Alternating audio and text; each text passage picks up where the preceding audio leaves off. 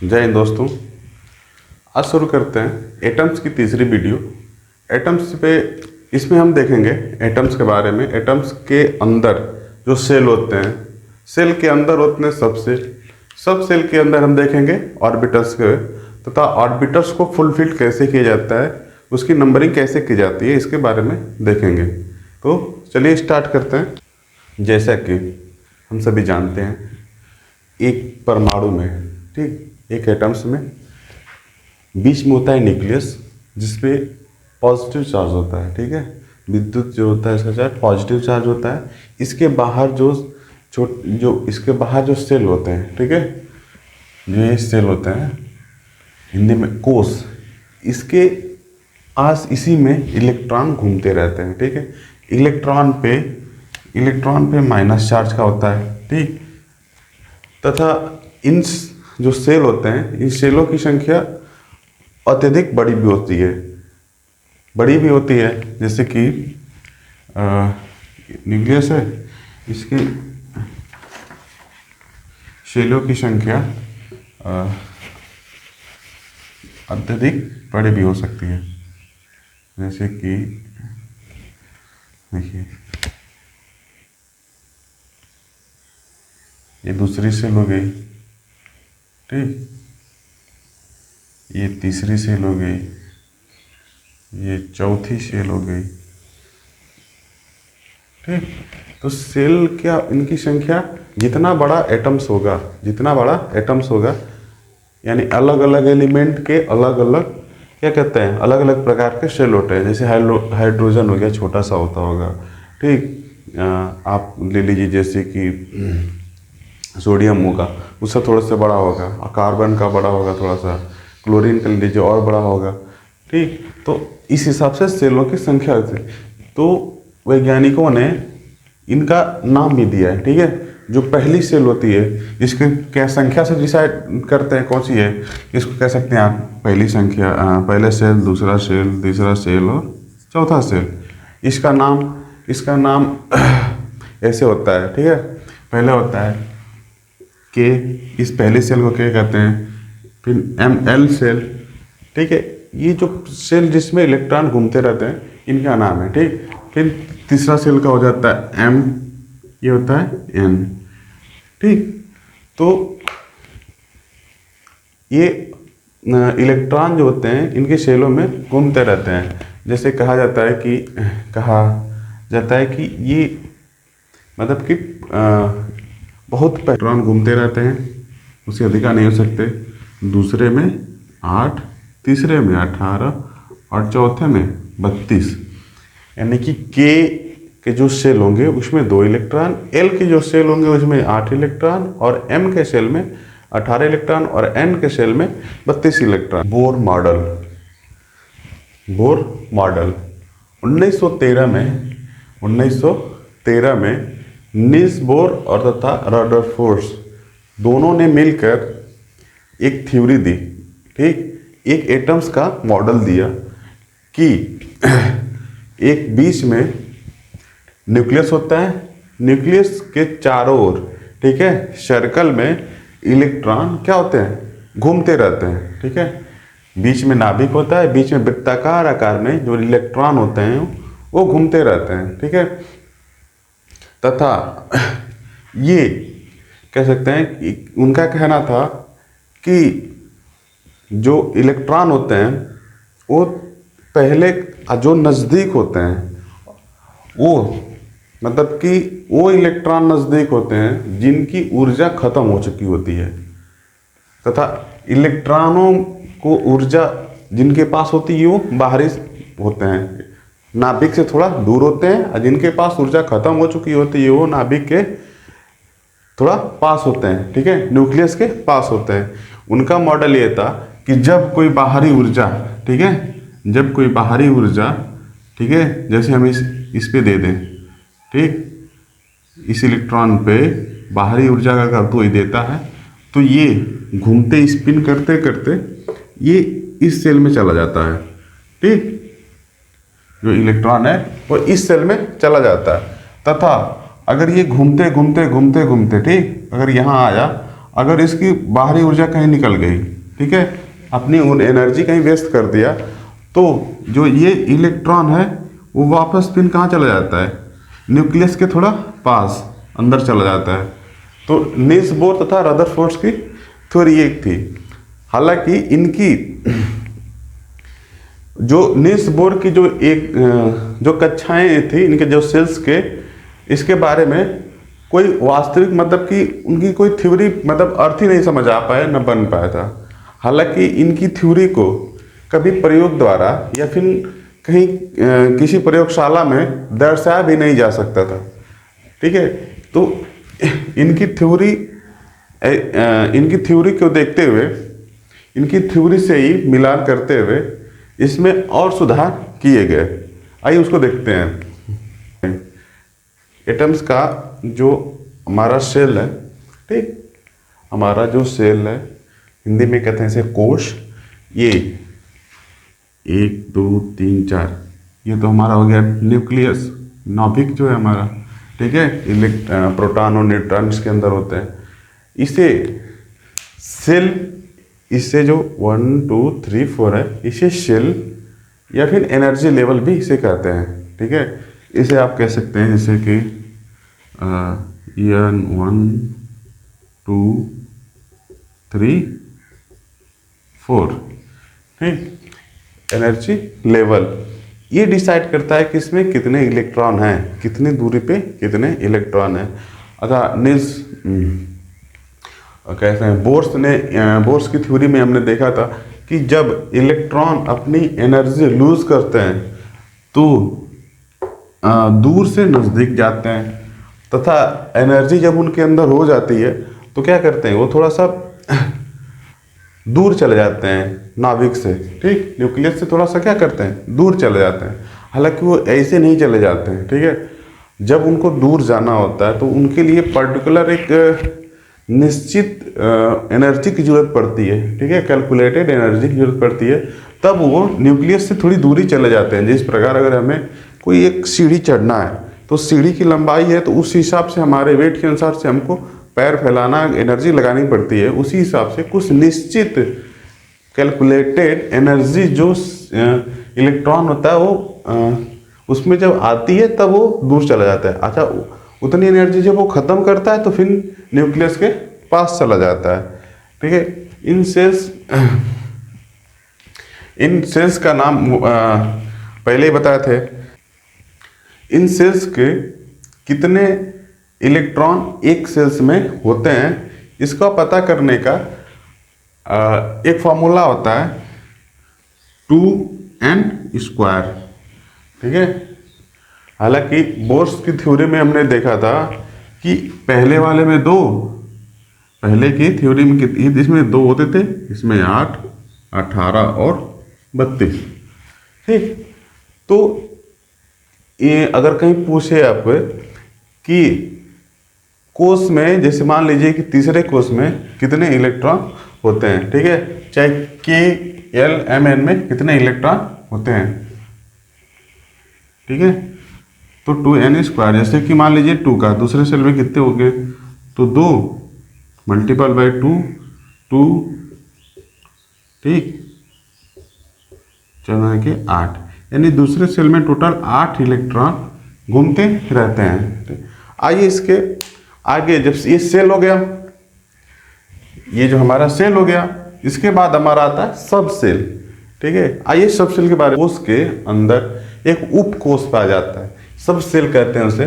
सब सेल जैसे n के अंदर, n कहते हैं n, कोष नंबर 1 या सेल नंबर 1 में जो सब सेल होता है उसे S नाम दिया गया है। सेल नंबर 2 में जो सब सेल होते हैं S और P, 3 में होते हैं H P D और 4 में होते हैं S P D और F। तो आइए देखते हैं न्यूक्लियस के एक तरफ सेल किस प्रकार से, सब सेल किस प्रकार से फैले होते हैं तथा उनमें इलेक्ट्रॉन किस तरह से दिखते हैं, ठीक। जैसे हमारा यस जो था वो क्या था, पहले सेल में था, ठीक। तो इसको हम यानी पहले सेल में था, ठीक। Sp ये हमारे किसने सेल में थे, दूसरे सेल में थे। Spd, ठीक, ये हमारे कितने सेल में थे, तीसरे सेल में थे, ठीक। चौथे सेल में हमारा था Spd और F, ठीक। तो इलेक्ट्रॉन में हमने देखा था सेल, न्यूक्लियस के आसपास सेल होते हैं, उसके हम सब सेल को और विस्तार में खोल के दिखा रहे हैं, जैसे Sp, Spd और Spdf, ठीक। तथा इसमें हमने देखा कि पहले सेल में 2 इलेक्ट्रॉन रह सकते हैं, ठीक है। पहले सेल में कितने इलेक्ट्रॉन रह सकते हैं, इलेक्ट्रॉनों की संख्या कितनी होती थी, 2।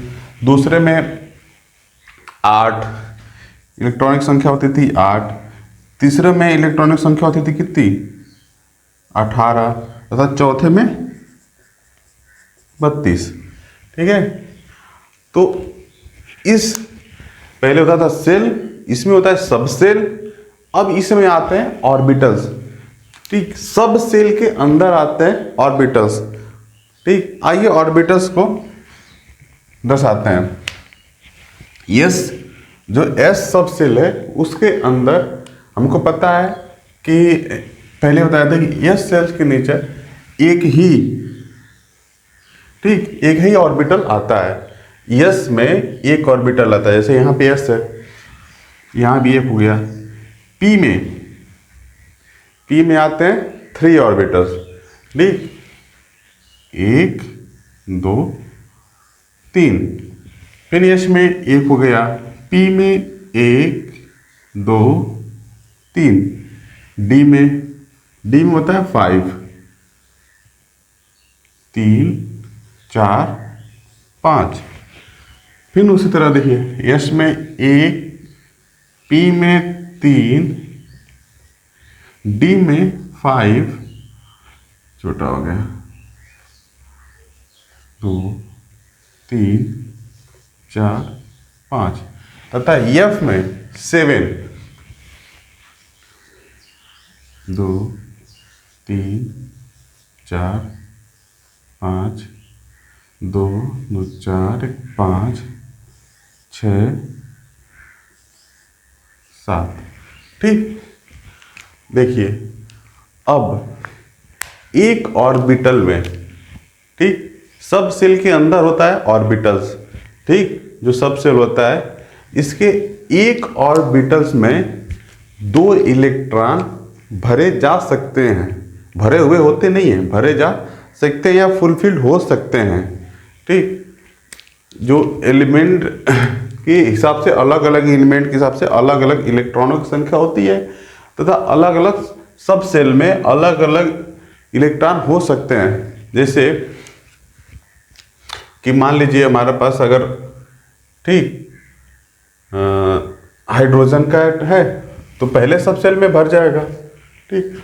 अच्छा, एक ऑर्बिटल्स में 2 इलेक्ट्रॉन भरे जा सकते हैं या भरे होते हैं।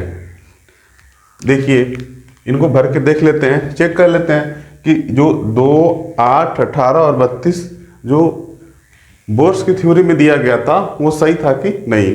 इस थ्योरी से 2 होते हैं 2 इलेक्ट्रॉन, ठीक। पहले सेल में 2 थे, दूसरे में हो जाएंगे आपके, देखिए भर लेते हैं, ये छोटे छोटे मान लीजिए इलेक्ट्रॉन है, तो 2 2 4 2 6 2 8, तो दूसरे सेल में कितने इलेक्ट्रॉन हो गए, 8 इलेक्ट्रॉन। तीसरे सेल में हमारे हो जाएंगे 2 4 6 8 10 12 14 16 18, ठीक। तो आपने देखा तीसरे सेल में भी हमारे कितने हो जाएंगे, 18। इसी तरह चौथे सेल में जब हम भरेंगे,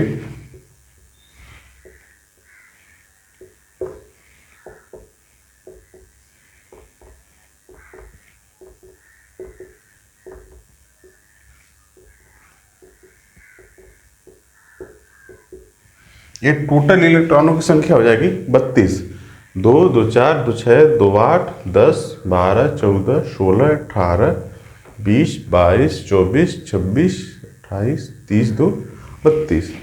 ठीक, तो हमने एक न्यूक्लियस के एक साइड में ही करके इलेक्ट्रॉनों की जो सब सेल है, सेल के अंदर सब सेल है, और उसके बाद सब सेल के अंदर जो ऑर्बिटल्स होते हैं, छोटे छोटे ऑर्बिटल्स, उसको हमने देख लिया। ठीक है, अब आते हैं ऑर्बिटल्स फुलफिल्ड कैसे करते हैं, ऑर्बिटल्स को भरने का तरीका। आइए देखते हैं अब कक्षकों के भरने का क्रम, order of filling of orbitals. ठीक है, छोटे छोटे कैसे भरे जाते हैं कि सबसे पहले इसको यहाँ से लेते हैं। ठीक है, 1s के ऊपर से एक तीर आती है और 1s के पार करते हुए फिर ये रिवर्स हो जाती है, फिर यहाँ से 2s को क्रॉस करती है, 2s को क्रॉस करते करते फिर ये 2p पे जाती है, फिर 3s। ये सीक्वेंस ये है कि यहाँ से स्टार्ट होता है। ठीक, स्टार्ट जो होता है यहाँ से स्टार्ट होता है और यहाँ पे खत्म होता है। ठीक है, इसी सीक्वेंस के हिसाब से हम नंबरिंग करते हैं। आप जानते हैं कि s पे 2 होता है, p पे 3 होता है, d पे 5 होता है। ठीक, सॉरी, s पे 2 होता है, p पे 6 होता है और d पे 10 होता है, f पे 14 होता है। ठीक, तो इसी तरह से और इसी हमको लिखना है नंबरिंग कैसी करनी है ऑर्डर में। तो मैं यहाँ पे लिखूँगा 1s2 2s2, 1s के बाद 2s2, फिर इसके बाद आती है, फिर इसके बाद मैं लिखूँगा 2p6, फिर यहाँ से आती है 3s2। ये 2 2 6 2 ऊपर इलेक्ट्रॉनों की संख्या बताता है कि किस एलिमेंट में इलेक्ट्रॉन कितने होंगे, उसका ये ऑर्डर उसी हिसाब से लिखा जाता है। ठीक है, इसी तरह इस सीक्वेंस चलता जाएगा। जैसे यहाँ पे 3s2 आ गया, इसके बाद फिर रिवर्स हो जाएगा, फिर 3p यहाँ से आएगा, इसके आगे लिखना होगा मुझे, तो 3p6, 3p6 के बाद फिर आएगा हमारा 4s, s के बाद 2, जहाँ इसी तरह से ये 3p तक चला जाएगा। इसके आगे तक है, f के बाद आता है g के पास होते हैं 18 इलेक्ट्रॉन, और h होता है, उसके पास होते हैं 22 इलेक्ट्रॉन। ठीक है, तो इससे पूरे पीरियोडिक टेबल में सारे जितने भी एलिमेंट है उनका सब इस तरह से क्रम निकाल सकते हैं।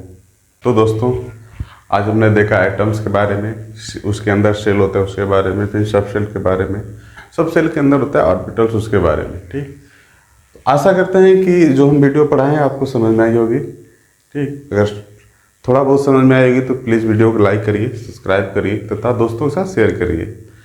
आशा करते हैं। ठीक है, तब तक के लिए जय हिंद, मिलते हैं अगली वीडियो में।